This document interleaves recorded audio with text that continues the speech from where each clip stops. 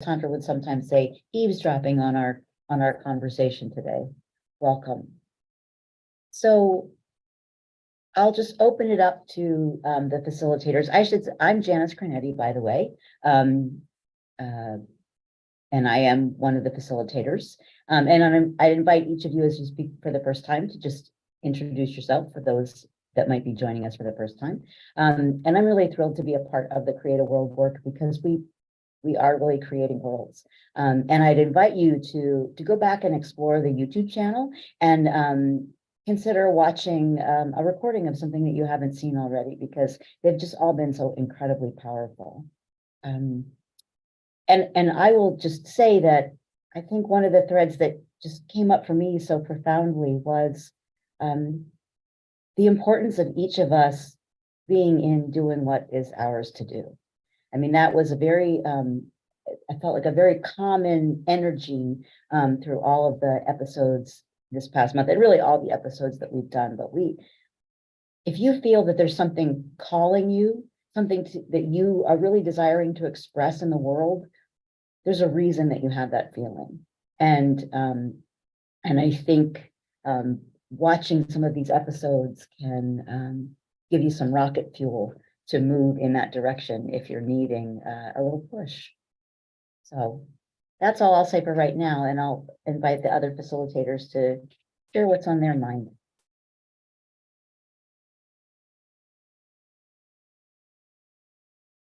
I'm Electra Porzel. I'm director of the Language of Consciousness Institute, and I'm a facilitator. And I just wanted to say I have such an enjoyable time on Friday mornings listening to the guests, because the guests are so far women who are really like very living their passion, like from Deb's gal who gleans. She was darling, and Victoria's gal who, oh my gosh, she is into everything, photography, you name it.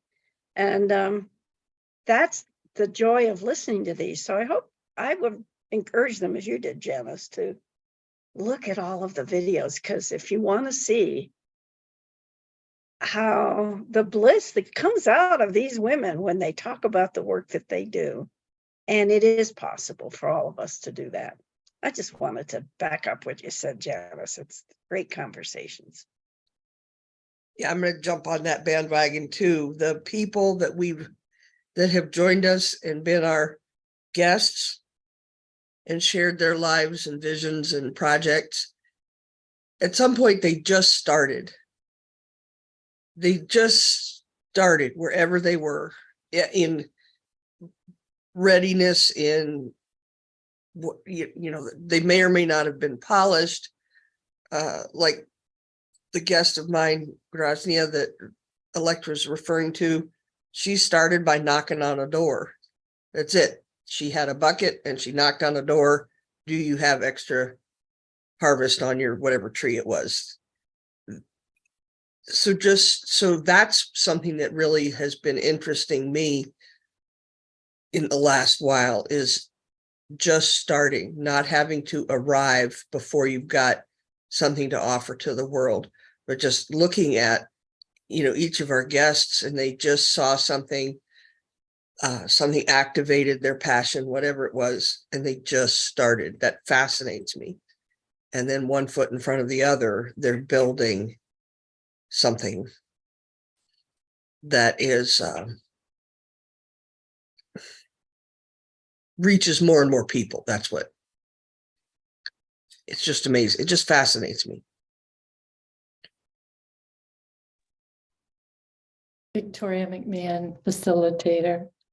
I'm pinged by what you said, Deb, because that's how Create a World started. It was just a conversation and then trying something out. So I'm just really pinged by how this is evolving in our conversation today. Yeah, I'm going to come in there too, because I was talking to Deb yesterday, and I had this insight, which actually may not sound like an insight to anybody, but for me, it was voluminous. And what it was I'd never realized when I take an action, a small step, I never realized that I've always kind of tortured myself because I seem to measure it against something's not fully done. And I never realized it till yesterday. It came like a new thinking. It didn't come like I was working on something in my head. It came like just this simple out of the blue thinking. And then I don't know if I had a dream last night or I woke up in something this morning, but I had talked to my brother yesterday, who actually would have been in the parking lot where the young woman came out of the car and went into the school and was at the effect of violence in her being. And he said to me I'm his big sister, I just don't see how we can handle anything going on now. I don't see how we can fix anything. And without my saying anything, I said, I don't know. I mean, without my thinking about it, I said, maybe it's not about fixing anything anymore. Maybe it's just about taking one small step and the value of life, wherever we can find it. Maybe this whole idea, especially those of us that are visionaries like myself, it's very hard not to have the whole weight of what's wrong here on your shoulders. And somehow yesterday I had this between my brother and this thought, it occurred to me, there might be everything I can't do anything about that I really wish I could do something about. But what I can do is do something that I can do. And that was one thing. And then the other thing is this sort of mantra, this sort of comment, I don't know what to call it, somebody tell me, in the field of Tantra Maat, and that work is to give something a place. And somehow they blended together. Like just give something a place. Maybe we don't have any say about whether the tree will grow. Maybe we actually don't have any control over where the winds are going to come and the tornadoes are going to hit. But we can keep giving what we value and what matters to us a place. So it was very interesting to feel myself. Keep it simple, Charlie. Just do what you can do and leave it to maybe a greater force in ourselves to find a place for it. And that's my input. And go ahead, Lori. Hi, I'm Lori. And just to thread what Tantra was saying, it is like, how do you hold the both in of the awesomeness that life can blossom into and be expansive and beautiful and unified, and not that. And each of us has an opportunity to balance that within ourselves and move from, like you said earlier, Janice, that longing, that passion, that design that rises when we're still and when we're connected to the beauty of life. That's all. I'm complete.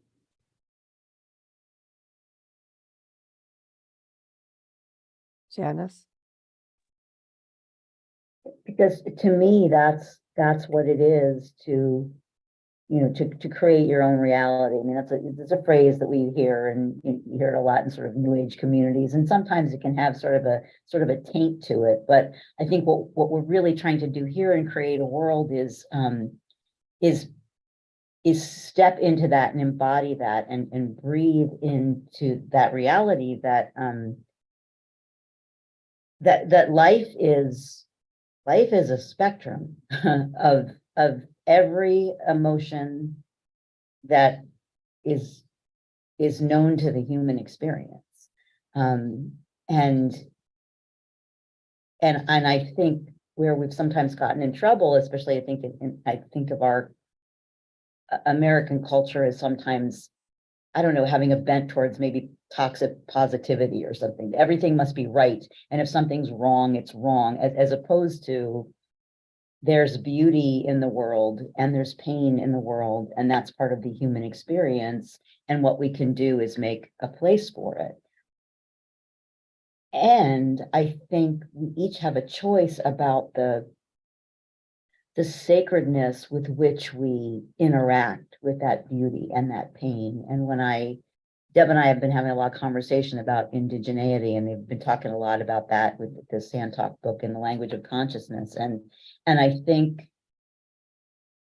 what I crave from an indigenous lifestyle is the honoring of everything that is, without a need to rail against it. And what we're trying to do here and create a world is give everything a place. There's a place for you to pursue your passion. There is a place for you to have an ache that leads you to creating something new. And so it really is about making a place and embracing that is the human journey. I want to explore this. This is something that feels a little risky to bring up, but I'm going to. When that person in Nashville, gosh, was it just yesterday? Or when that person, shot and killed people in Nashville. And they refer to themselves as a he, just so we're respectful. Thank you. I wonder several things. It's for the way I'm constructed, it's difficult for me to consider that would be anything other than an act of desperation for somehow trying to communicate or share or get heard or something, a tremendous amount of conflict and pain. How do you give something like that a place? How do you give something how does that fit the difficult things without being too cavalier, too shallow about it? We just did. We just did. And it was also beautiful to be with my brother because there's a different frame. My brother was upset about all of it. The fact that he was driven, she was driven to that level of violence. The fact that children were killed and that the custodian was the father of one of his law students. And the fact that it was so up close and personal. It wasn't something on the news. It was something happening to people he knew and a block away from his home. And what I said to him is I said, in martial arts, the principle of martial arts, not the warring aspect, but the principle in martial arts is not about the impact of the blow. It's about the capacity for recovery. And there's no doubt we're in the United States of America, since we're all from that nation, that we are many of us will be going through a lot of blows, whether it's up close and personal or whether we just care. And it hurts to see things that are occurring in a country the way each of us in our own individually hold it. So for me, the preparation is the speed of recovery. And what Lori said, I think, really speaks to that there's no shame or blame to then walk out into your backyard and see the beauty of your garden, to feel the warmth of the sun. The difference between recovering from a traumatic event and suffering from the effect of a dramatic event.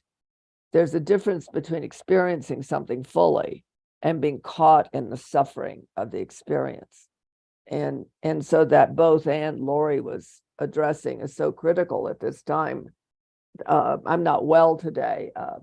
I breathed too much dust and took the dogs for a walk in the chill of the wind. And so I moved in my bedroom, which I have a full view of the beauty of the mountains and the sky and the trees. And it helps balance my physical system when I feel horrible, and yet I'm in the beauty of life at the same time. And it isn't, you know, I want to tag one more thing before anyone wants to comment. What really, I wrote ABC last night. They actually asked if people wanted to write them about their coverage of, it was an argument in the halls of Congress where the man was very upset and he was basically screaming, you know, but I was a principal and children are dying. Can't you hear me? And the other guy said, well, we should basically have armed guards at schools now. And for me, that's horrific. I mean, that's nothing short of horrific, and no room for honoring of life. And for me, just for me, I'm saying. But what really interested me was that there was a clip on ABC afterwards. All comments are appreciated, and that startled me, and I immediately wrote them. And it wasn't that had got me, but the second one was talking about the how the framework of the fact that we have an ex-president that's has been indicted, and how it's being called a witch hunt. And what I said was, but how about the other view? It's fascinating. There's the view of arming our schools. Is there any way that the news people can say that could be horrific for a lot of people? Is there, because it is horrific for a lot of people? Or when you report that in that part of the world, in that part of the thinking, this indictment is a witch hunt, can't you add that for others, it's seeing the value of our justice system? I said, there's no both and in your reporting. And I actually got an email back thanking me for my comment and that they'd look into it. So that was fascinating to me. You know, and I've also been watching on our WhatsApp thread the tendency to go towards the tragedy of it all and not be in the balance of, and at the same time, we're paying attention to the fact that, I can't remember the thing that was just on WhatsApp, you know, that what's also present is that there's now a new treaty, for instance, for the oceans. So it isn't just in the circumstantial world, it's also probably how we need to balance in our thinking and how we relate to life itself. Because it is easy to be overcome by things that you can't even imagine why somebody would do a Christmas postcard holding rifles. All I could think, I'm sorry, I'm so prejudiced right in that area, but I completely cop to it. But all I could think is, I wonder what Jesus would say. That's all I could, because I just thought, wow, here's Jesus's day, the day he was born. Wouldn't it be great if he just sort of popped out and just made a comment and then popped back away for a minute? I don't know, it was just a sort of arcane humor moment for me. Anyway, that's my gig for the day. I think that's the beautiful thing about Creator World, right? We are having conversation about anything and everything without really sticking with that either or, because, you know, there's 7 of us here, and I'm sure there's 7 different perspectives that would rise. And with those 7 perspectives, the core through line is life. And when people can tap into their own life, that's when the magic happens. Rather than living in the tragedy, I have tragedy throughout my entire life too. So I understand. And that gift of community that has allowed me to be in relationship to the life that's flowing through me, I'm surprised that I'm having such an emotion for what we're speaking of.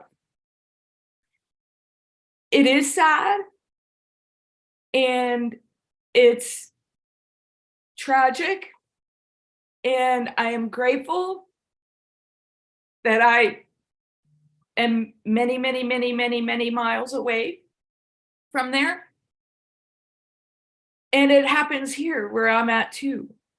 So it's how do we find our own way of being with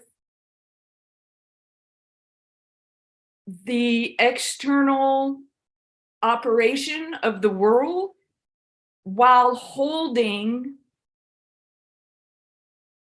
the pure potentiality of what is possible with life. And to me, we all have the ability to do that.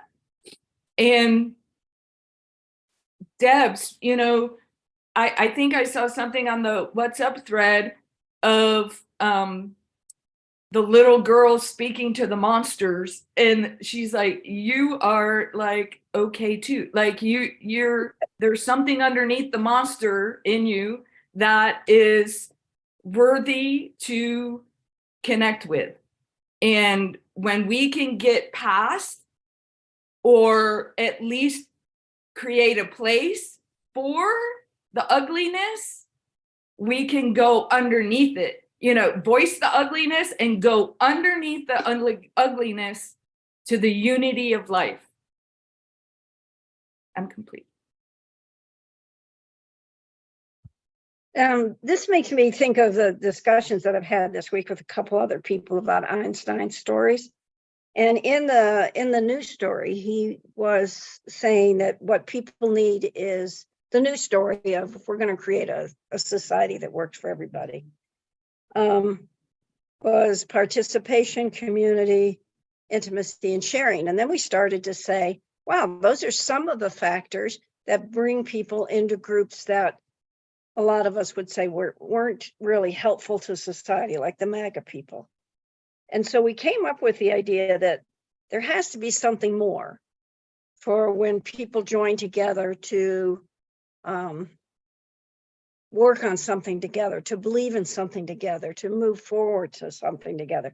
And that had to be the idea of what is the good of all. So when you look at, so that when we move together to create something new, whether it's 2 people or 20 people or more, the aim or the goal has to be for the greater good, for all of humanity, so that everyone can have an opportunity to be their unique and essential self. And so if we give people that opportunity to be surrounded by people who want the best for humanity, all of humanity, then I think the other groups that may say, well, it's just for us, and you know, we want to be mean for everybody else, get to be so small. It's sort of like making it a place. Yeah, if that's what moves their boat, but giving people on the whole an opportunity to move forward together. Sometimes it feels like you can't by yourself, you know, like I'm just a little piece of the puzzle. How could I make a difference? But our guests have shown this month that they do make a difference. And they thought they were only the small one. And while the guests are talking from no, they all talked about joining with others at some other point for part of their greater work. And I think that's the name of the game. If was it Yoko Porter always talks about, he says that there's a narcissism in human beings. He says that they like to think that they're the best and they should be able to make decisions for other people. And he says society, the culture has to create systems so that controls that. And one of the ways they do it, in like if somebody really does commit a crime and does something that the society says, no, you can't do that again, they punish them, but then they allow them back in as a full member of society. And that's one of our issues, is how do we allow both that something bad has existed and emphasize how do we create a world that works together with all of us, together working for the common good. And that's, I think, the thing that we're always working on. I love all the, I love Lori's, the being with the external happening while holding possibilities for what can be. Isn't that the best thing in the world?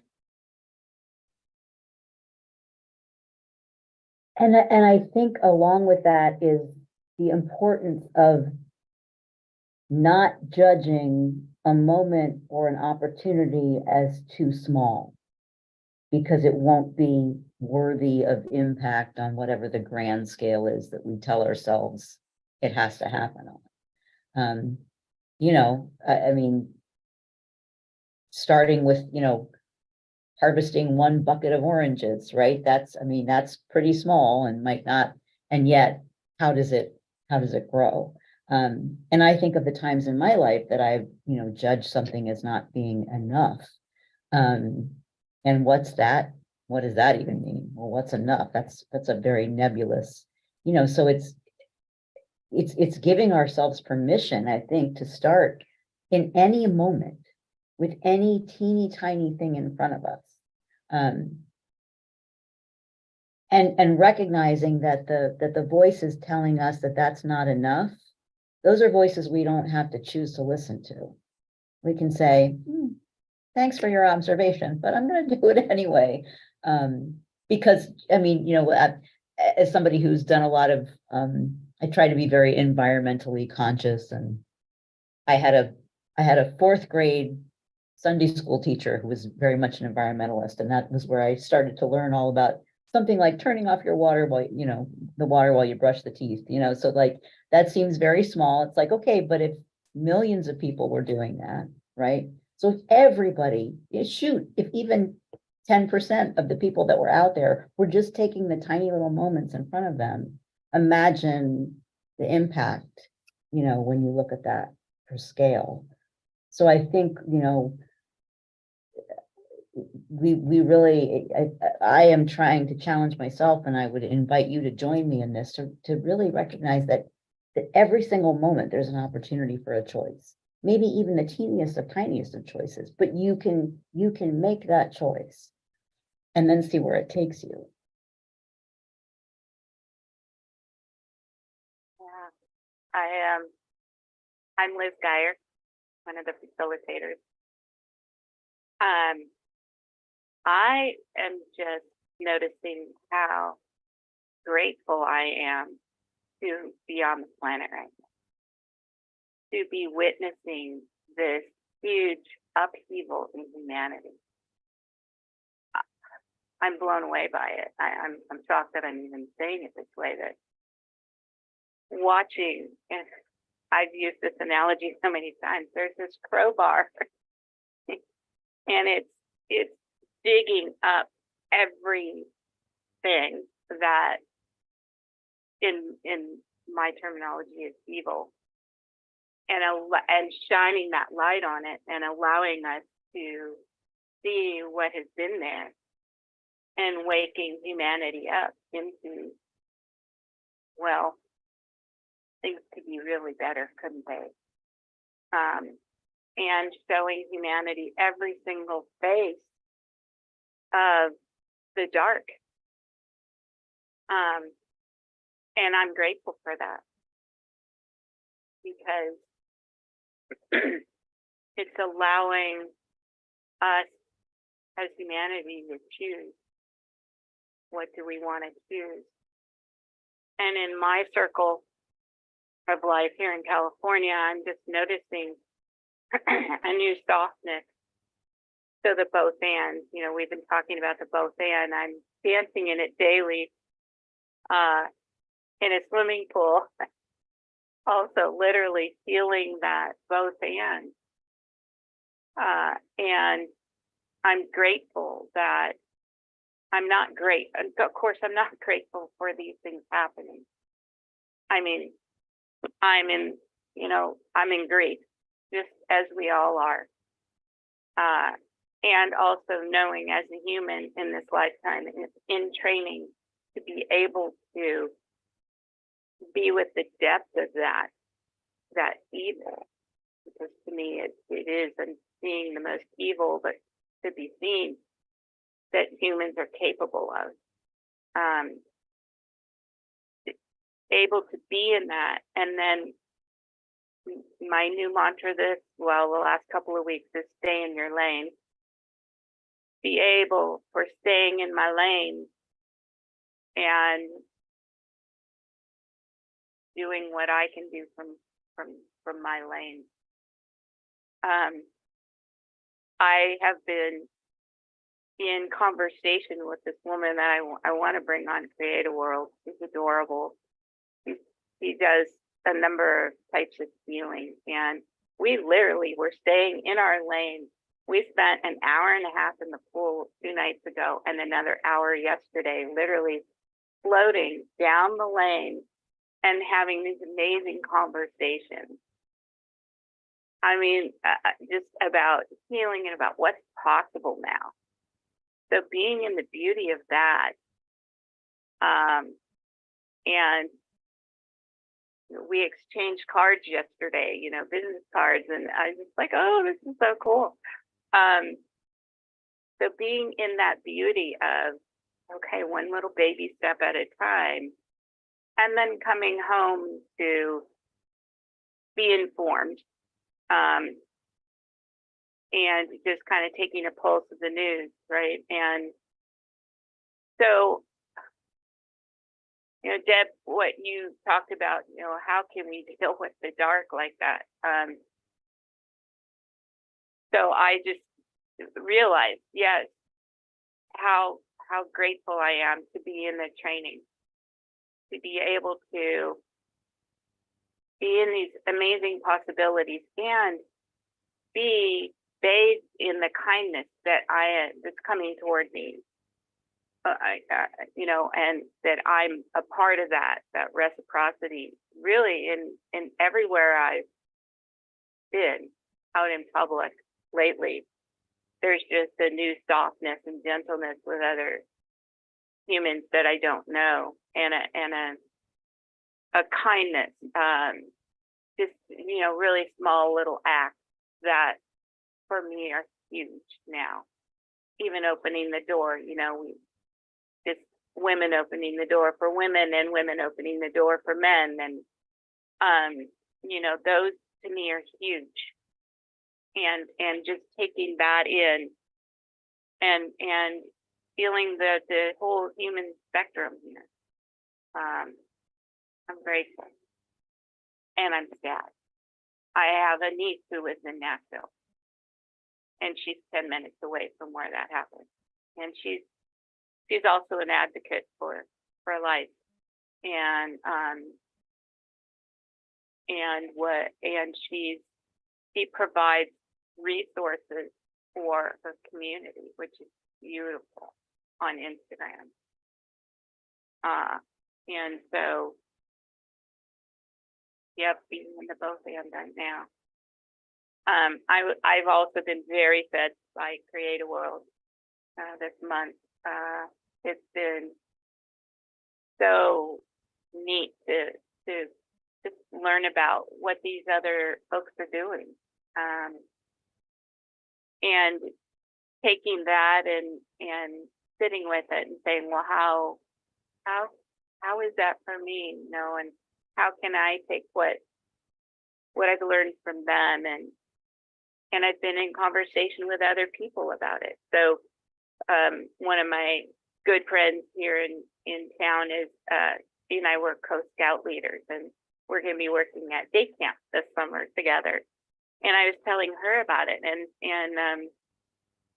so she's kind of spreading the word that, you know, this is a possibility for us. This is something we could get the scouts involved in. So, you know, we don't realize how much this ripples out. So I'm sitting with that too.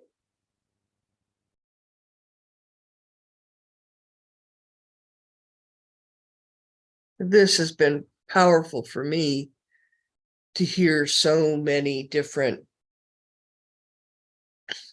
perspectives and engagements on what giving something a place is. I think it's, at least for me, much easier if it's a life-enhancing experience, and maybe for most people. But when it's so difficult, like what happened in Nashville and many other kinds of tragedies, I don't find it as easy. I really do have a lot of compassion for that person, the shooter. What must have been so terrible, so distressing, how much pressure over how much time that was the expression. And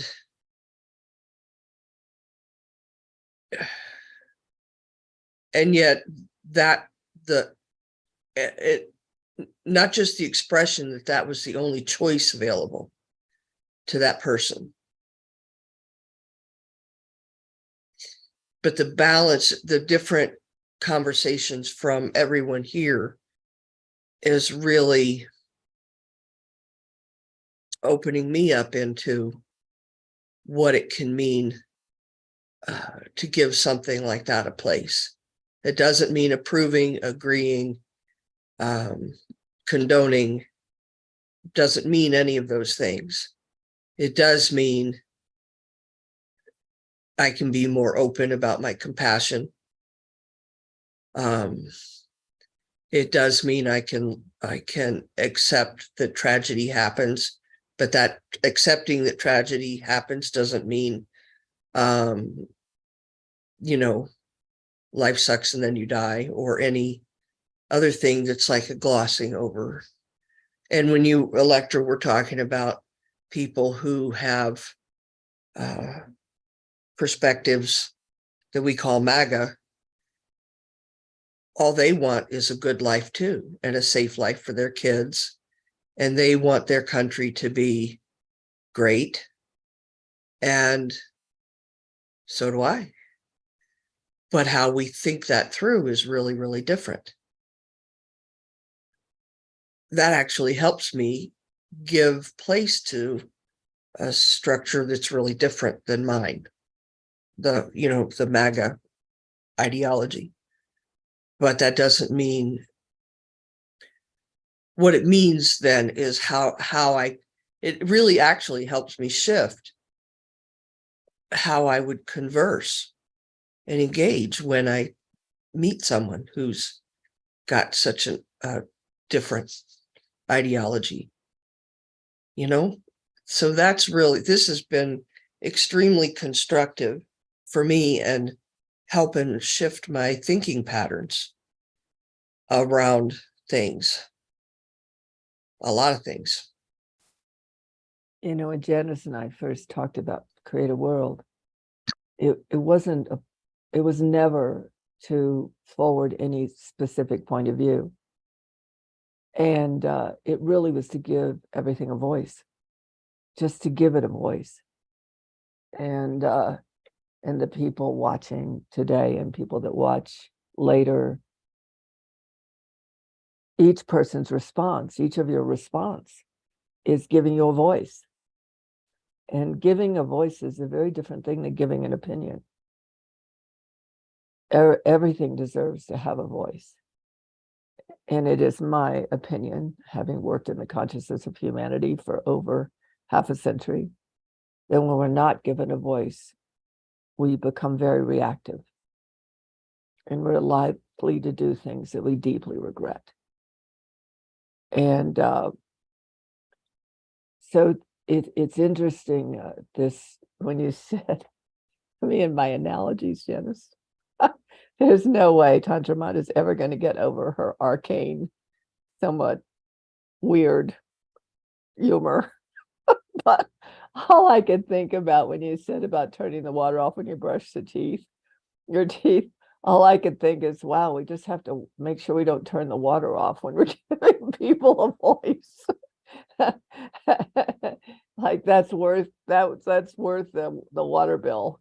This is how I think, which is really, even for me, sometimes incredibly weird, I must admit. But it really I think I've mentioned it before, but I keep thinking about Rabbi Gelberman, my friend, my teacher, actually my rabbi that ordained me as a minister. And I was thinking about his rabbi who told him he was going to derobe him. He was going to take his ability to be a rabbi away from him, because Rabbi Gelberman's whole family, his mother, his father, his 7 brothers, his wife, and his son, were all killed, were all gassed in a German concentration camp. The rabbi was going to take away his ability to be a rabbi because he had let that event cost him his joy. And he gave him a year, and he wouldn't let that horror cost him his joy. And I think that's why I have this arcane, weird humor, is because I will not look out at this beautiful mountain, these beautiful trees, this intimate community I have, global community I have, and my adorable children, and all the people, even the homeless. We have the most incredibly inventive homeless the world has ever seen in Albuquerque, New Mexico. They got it down. They just got it down. It's amazing. They even inform each other when the city's going to close down the park they have occupied, and they actually organize to move to another park where they're not paying attention yet. And it's fascinating how we sometimes, the horror of events do make the world feel tragic, and yet those who are in the tragedies themselves, they aren't always operating like it's tragic, I got to tell you.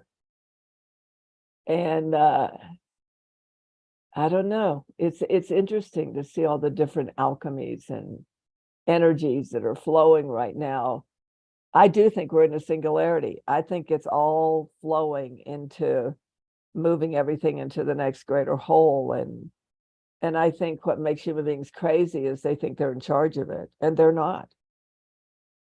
You know, Texas and Mississippi could not stop those F4 tornadoes roaring through their land. And we also can't stop trees growing and birds eating and the sun coming up. And so maybe it is about watching, observing, as well as doing. Observing, like I think that's what you're speaking to, Liz, is you keep observing lifing. And even as things are coming up that are vile, and everybody would consider it vile. I think the one common denominator is nobody wants to see a child murdered by a gun. I think that's a really common denominator that absolutely no one would want. And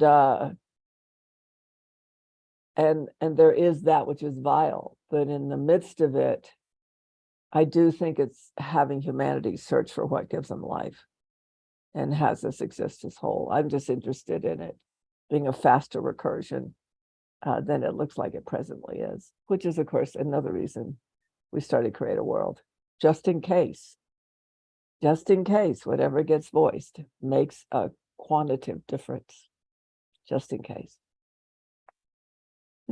Didn't Yeah. expect to talk that long. Having these places to land, you know, softly and just be in your company. Just kind of let you rest a bit. It's such a gift to have that. Those soft places. I'm thinking of a frog jumping on a lily pad. But yeah, you know, being on the lily pad for a little bit and then, hey, got to go back in. Yeah. Yeah, it makes me think about the geese and wrapping back to that whole idea of the beauty and the power in choosing to do what's yours to do. So, you know, when a flock of geese are flying, the geese that are at the front of the V are doing the most work. They're being hit with the most wind resistance, etc. So what they do is they take turns. They fly at the front, and then when they're tired, they go to the back, and somebody else moves to the front. And I do believe that humanity's original design is to function in that way, that we have each other's backs, that we have each other's hearts, and we support each other in lifing. And I also have experienced and heard from each of the people who shared this month that the power that is available to you when you're moving with what is yours to do.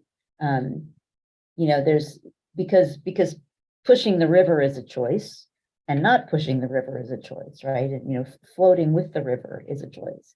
And so when you are moving with what is yours to do, you're moving with the river. You're not pushing against the water, even if what you're choosing to do as yours to do is something that pushes back on. I mean, obviously, you know, there's a lot of organizations, you know, Everytown, you know, against gun violence, and, you know, they're actively trying to change the gun laws in this country. But they are moving with what is theirs to do. And there is power and beauty and joy in that. And so it's definitely worth investigating in yourself what you're really being called to move with, so that you can be in that power. And I do think that, for me personally anyway, that's what's keeping me afloat while humanity is in this major recursion of its evolution. Victoria, we can't go without hearing from you. You've got to say something. Even I have nothing to say. I will voice what I was paying attention to. I watched pieces of the news last night about our former president's indictment. And I listened in the both end of that the judicial system is doing what is theirs to do based on whatever information they're moving with. And then I heard someone say, this is a sad moment for a country, that we're in a moment of a former president being indicted. And I moved with, yeah, that is true. I never imagined this would happen. Or wanted anything like this to happen. And it's in the happening too. And it's a very both and moment for many of us to hold how that is for us moving forward as a country, as a people who call themselves Americans. So I'm very present to the both end of that too. And I'm guessing I'm not the only one, since I heard it voiced through the news too. Yeah, thank you, Tantra. You're welcome. I like your voice. All right, so I'm going to do my arcane moment. So yesterday, Kevin, who's a very big dog with big ears, like kangaroo ears, insisted on sticking his head out the window when the wind's coming towards the car with 65 miles an hour. And I did not get a picture of it, but I was on the phone with Deb. It truly lifted my spirits, because when he came in the car, his ears were folded backwards from the wind, and they did not pop back up for a good 5 minutes. And I thought, if you just keep paying attention, and I've actually, between my brother, and a whole bunch of stuff happened yesterday. Things not working well, and concern for a person's life, because her medical world is definitely missing the boat. Being with someone whose father-in-law's dying. It was for a healer and someone who works in that medium, let's just say yesterday was over the top, and having to take on for a moment human life and the challenges of being human. So somehow that unbelievable dog coming in the window with his ears, those huge kangaroo ears folded back for a good 5 minutes, totally alleviated every bit of what I was under the gun about. So I don't know, something about your geese. He was my geese. He took over the front and let me rest for a minute in the wave of his incredibly crazy existence. So last moments, we have 7 minutes, 8 minutes, until I say 7 minutes, 8, and then we have 7 minutes. So there you go. Well, just to add to how being with others makes everything seem much cheerier. I was with my 2 granddaughters yesterday that are 7 and 5. And, it's like, oh, we have to do this game where we collect everything that's clear, and then we collect everything that's orange. That took a very short period of time. But then they wanted to go out to play. And I go, well, as soon as you put everything back, it took us another hour. And they had to play school, and then they had to play with some machine I have, and and it was to do something they like. But it's just the joy that they come to in the moment. It wasn't that they were there was no judging about it. It's, oh, let's do this. And then when I gave them something that maybe they didn't want to do, they said, oh, let's do this. And they had another activity.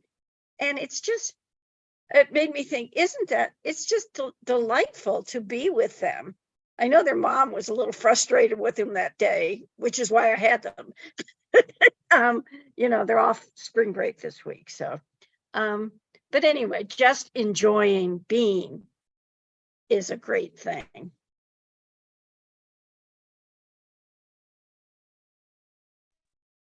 I think that's such an important part of human life. And to not let things steal our joy is really powerful.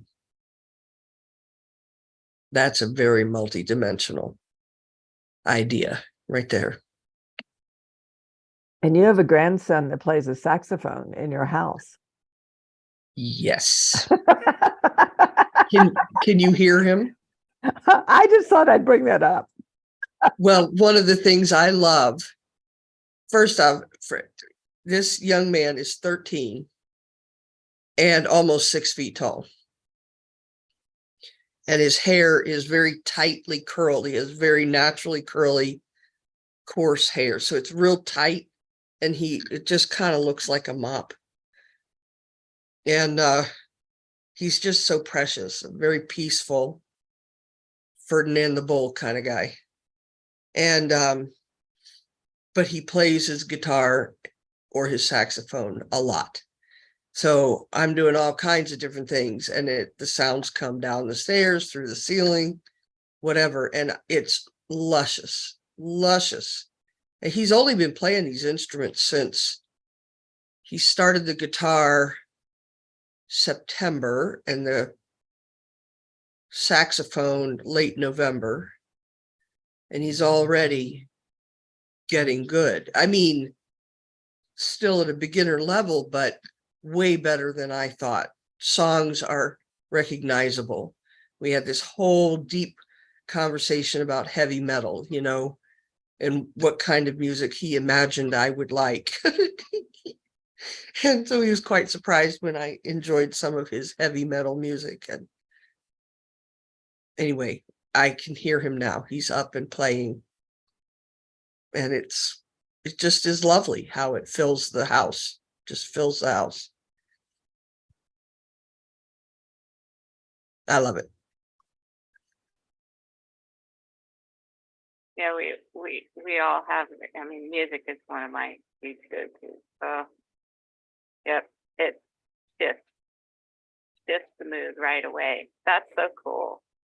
I'm such a huge proponent of, you know, any child learning an instrument. It was kind of a requirement with my own children, except my younger one said, no, don't think so. She's not musically inclined, but she listens to many, many different genres. So I'm grateful for that. And in our world here at our house, you know, we have 3 cats. So this morning there was a new routine with the laser light. I was just beyond thrilled that I have a little black cat. She's really come out of her shell lately because we had my daughter's cat living with us, and so that cat was very aggressive. So, anyways, it was just so much fun I thought, I am so easily amused. You know, this cat's running across the couch, and I was just being in amazement with that. Like, I'm so entertained, you know, and it just really lifted my spirit. So anyway. That should be our new mantra. Yeah. I am prone to be easily amused. Another commandment. All right, Janice, close this down. So thanks everybody for being with us today. Thank you, facilitators, for this rich conversation. This is definitely part of what gives me life. So I'm so happy to be a part of it. And I love that we're doing this now to wrap up every month.